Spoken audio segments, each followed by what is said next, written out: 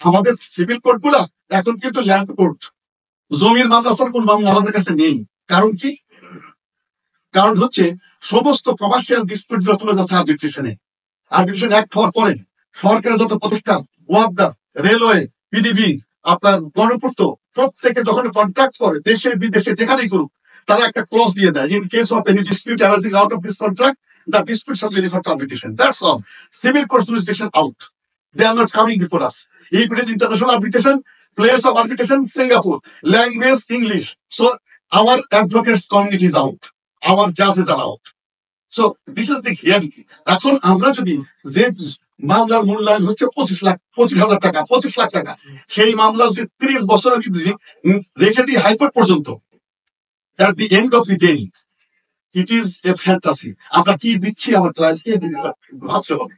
আর একটা বিষয় হচ্ছে, দেখুন, I wanted to be a lawyer, in fact, because I love the profession of lawyers. It was a noble profession. In 80s decade, 80 দশকে মহকুমা শহরে অ্যাডভোকেটরা ছিলেন সবচেয়ে সম্মানিত।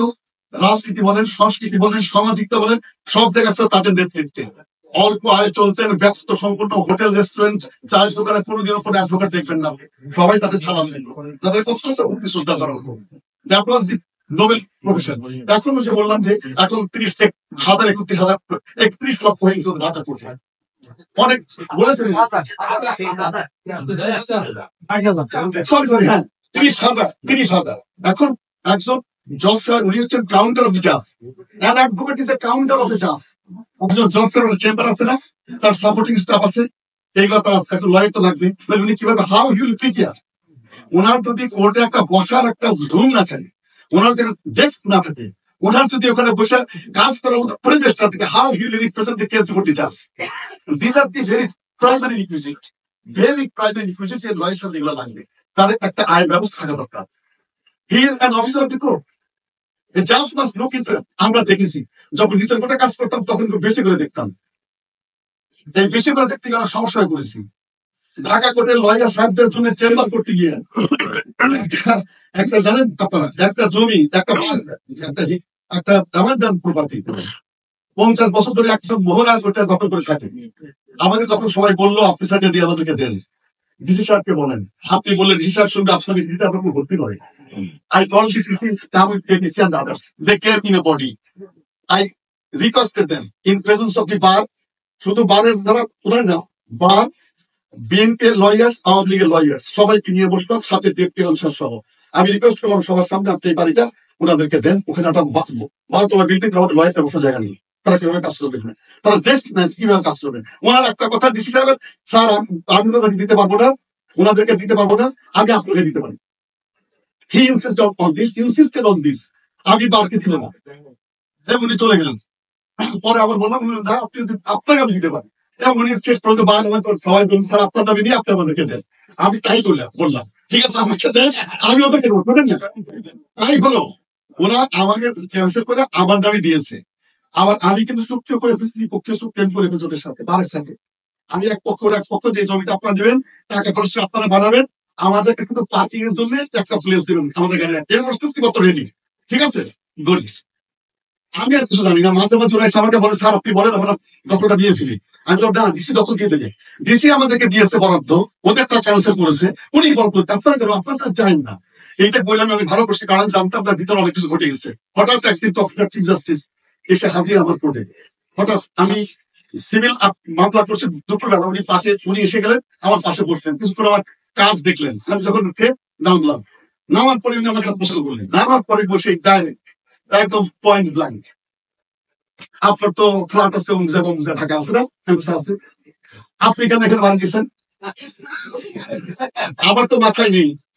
আমি স্যার বাড়ি নিই, আপনি নিয়েছেন না, আপনি সরকারি বাড়ি এখান থেকে আপনি আপনার নিয়েছেন না, আমার স্যার নিয়ে নিই, আমার তো মাথায় নেই।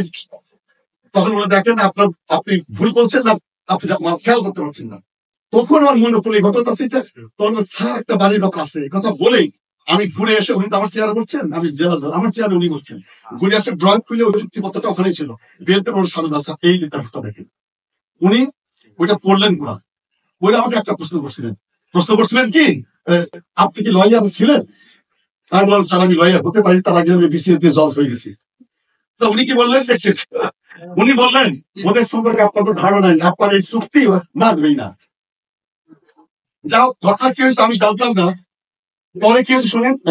এই ভদ্রলোক 50 বছরের যে মোহনী, তার অধীনে অ্যাডভোকেট আছে 22 জন, আমি জানি না কিছু। যে কোথা থেকে আমার বিরুদ্ধে একটা সুন্দর বেনামি লিখে দিছে, সনবে বেনামে, প্রধানমন্ত্রী দপ্তর, দুদক, রাষ্ট্রপতি, চিফ জাস্টিস সবার কাছে, যে আমি অবৈধ প্রভাকাটি বাড়ি নিয়েছি ইত্যাদি।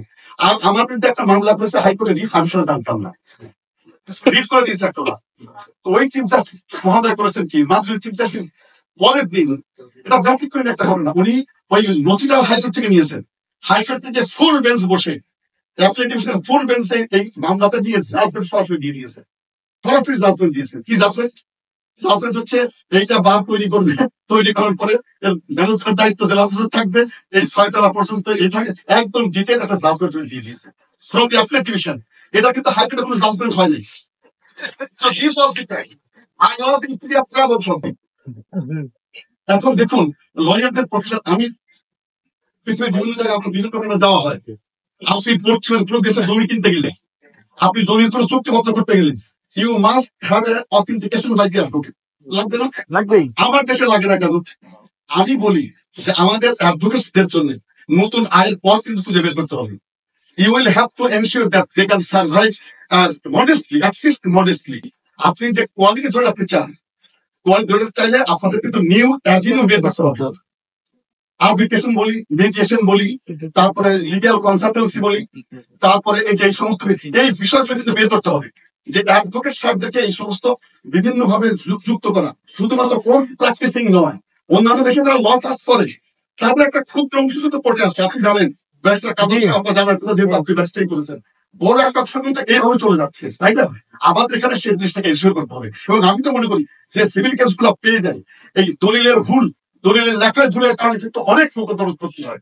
যদি আজকে একটা ডকুমেন্ট যদি ultimately vetted by the advocate হতো, তাহলে কিন্তু এই অবস্থা কিন্তু হতো না। তো এই সমস্ত বিষয় কিন্তু আমাদেরকে নজর দিতে হবে। আর একটা জিনিস বুঝতে হবে যে আমরা জুডিশিয়াল প্রসেস মানে ট্রায়াল প্রসেসের মধ্য দিয়ে ব্যাকলগ পৃথিবীর কোনো দেশ শেষ করতে পারে নাই, আমরাও পারবো না। আমাদের বিকল্প পথে যেতেই হবে। এবং আমি চাই এই বিকল্প পথের নেতৃত্ব বার কাউন্সিল নেবেন এবং এই বিকল্প কাজের নেতৃত্ব অ্যাডভোকেট সাহেবরা দেবেন। ওনারা কম্প্রোমাইজ করুন, মেডিয়েশন করুন, আর্বিট্রেশন করুন, অ্যাডভোকেট সাহেবরা করবেন। যে কেসগুলো ট্রায়াল কোর্টে ট্রায়াল আসার যোগ্যতা রাখে না, কোন কোন কেস ট্রায়াল আছে পৃথিবীর অন্যান্য দেশে, the cases which involve legal question, true legal question, যেগুলো সেটা নয় সেগুলো আমরা নিশ্চয়ই আপোষের মাধ্যমে করে দিতে পারি। আমি ঢাকা কোর্টে থাকাকালীন ফ্যামিলি কোর্ট গুলাকে একত্র করে ফ্যামিলি কোর্ট তৈরি করে দিয়েছিলাম, কারণ আগে ফ্যামিলি কোর্টের মামলা বিভিন্ন সব সব সব কাছে হতো, নয় শুধু দৌড়াইতে হতো। তো ফ্যামিলি কোর্ট এক জায়গা করে দিলাম এবং ফ্যামিলি কোর্ট এক্সক্লুসিভ করে দিলাম শুধু ফ্যামিলি কোর্ট। ওরা এবং আমরা যে নেগোসিয়েশন, আর্বিট্রেশন, মিডিয়েশন, আমি যখন ছিলাম দেখা গেল প্রায় 23% কেস মেডিয়েশন হয়ে যাচ্ছে, 23% আউট অফ মেডিয়েশন। আর আমাকে বলতো জজ সাহেব আমরা আরো পারি, হয় না। কেন হয় না? বলে যে আমরা পার্টনারকে সব ঠিকঠাক করে দিয়ে দিই, তো ফিরে দেওয়ার পরে উকিল সাহেবরা উঠপট করে দেয়। কেন কেন দেয়?